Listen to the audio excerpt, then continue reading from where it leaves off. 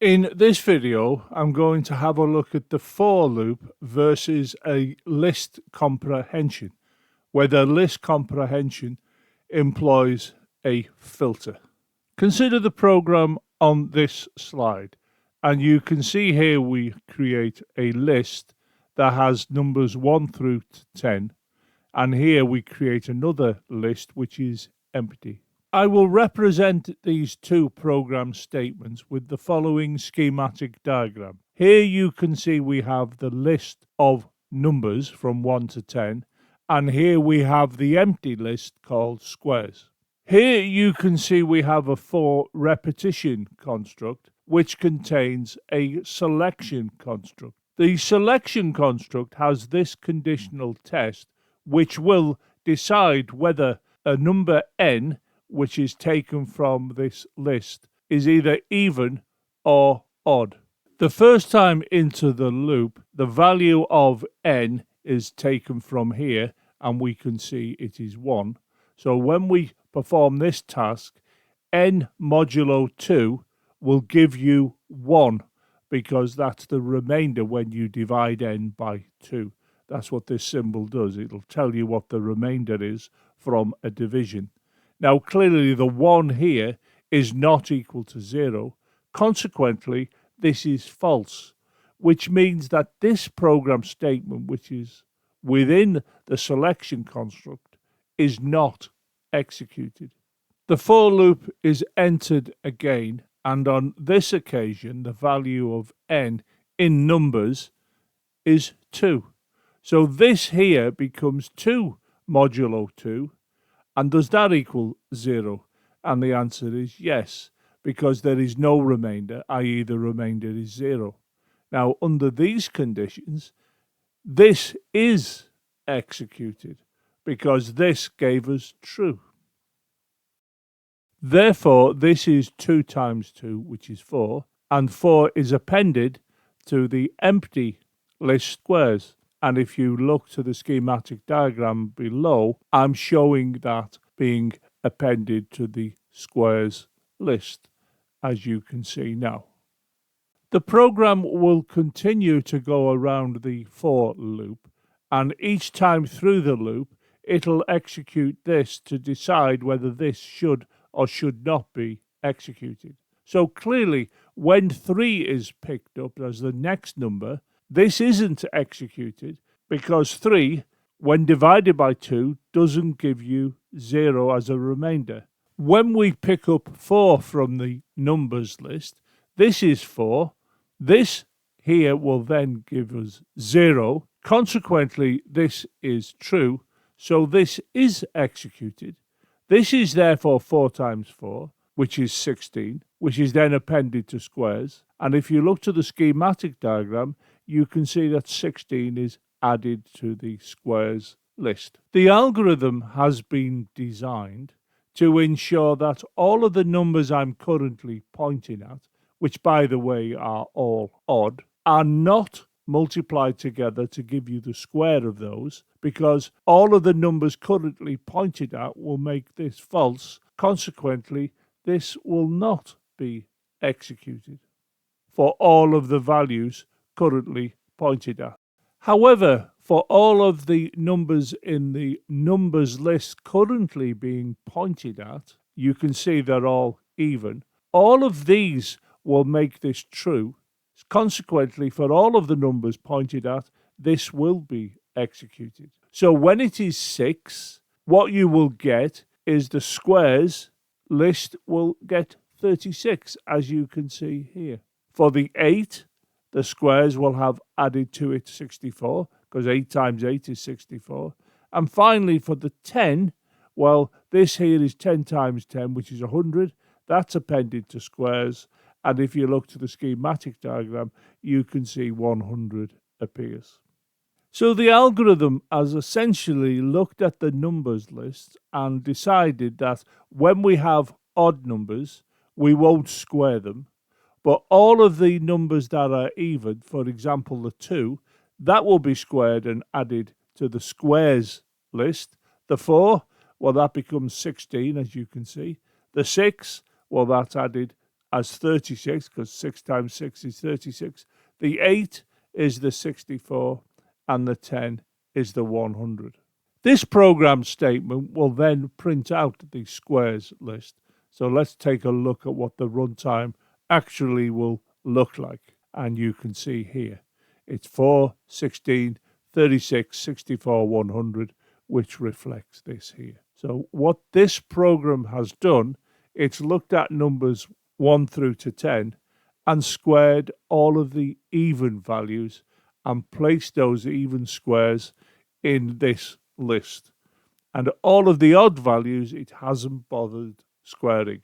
So it is effectively filtered out the odd values.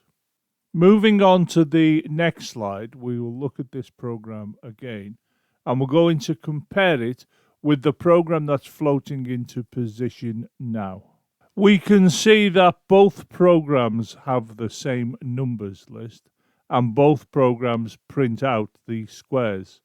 But if you look to this, you can see we have one program statement, and this program statement replaces all of these that were in the original program we looked at in this video. Let's move on to the next slide to take a closer look at the program that's at the bottom of this slide, and you can see it appearing at the top of the slide now. Let's look at this program statement as part of a schematic diagram. So when this statement executes, the schematic diagram that represents this list is shown here. Let's now consider this program statement, and we will home in on this part of the statement. And what we can see is we're going to be multiplying n by n. Now, n will be one of the numbers taken from this list. And how I know that is because it says here, for n in numbers. This numbers means this list, because you can see we have this named numbers. And n means take one of the numbers out of the list, and we'll be doing it in turn. So the first thing we'll do is look at the 1, then the 2, then the 3, all the way up to the 10 in order. This multiplication of n times n will only be executed when this here gives us true. In other words, if this is equal to 0, and if it does equal 0, then we multiply these two together, with the result being assigned to squares. This is saying for n in numbers, well, we go and get the first number and we test it with this conditional test, and this will either return true or false. Now, because n is 1, this is going to give us false. Consequently, this multiplication is not carried out and nothing is assigned to squares. Again, because of this, for n in numbers, we go and get the number 2. We test it here. It is true. Consequently, this is calculated, so this becomes 2 times 2, which is 4, and that is added to squares. We then go and pick up the 3, and of course that gives false here. This therefore is not executed, so nothing is assigned to squares, and then we go to the 4 because of this, which is tested here and found to be true. Consequently, this is executed, which is 4 times 4, which is 16, and 16 is assigned to squares. This continues in turn for all of the numbers in the numbers list, and after the completion of this statement, squares will look as you can see in the schematic diagram. Looking at this program statement, this effectively acts as if it is a filter, filtering out all the odd numbers, and I can show that schematically as all of the odd numbers being crossed out. Now, for all of the odd numbers, this is not calculated and nothing is assigned to squares. All of the even numbers that are in the numbers list do form part of the calculation. So, for example, 2 it's 2 times 2, which is 4. So the 2 results in 4 being placed in the squares list. 4 is 4 times 4, which is 16. So we can see that's responsible for the 16 going in the squares list. 6 times 6 is 36. 8 times 8 is 64. And 10 times 10 is 100. So we can see all of the even numbers are calculated as shown here. This then executes and allows us to see the runtime for the program, and you can see the runtime appearing now. And look to the runtime and you can see it's 4, 16, 36, 64, 100, which reflects what's in the squares list. And this squares list was created because of this one program statement. This program statement is showing us a list comprehension that also contains a filter. The advantage of list comprehensions is that they run very efficiently in Python and they're easier to read once you get used to them.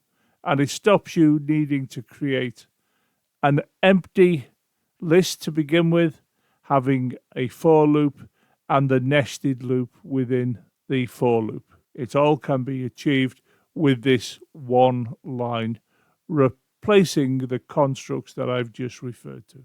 That is the construct that appeared in the program that I showed you at the beginning of this video.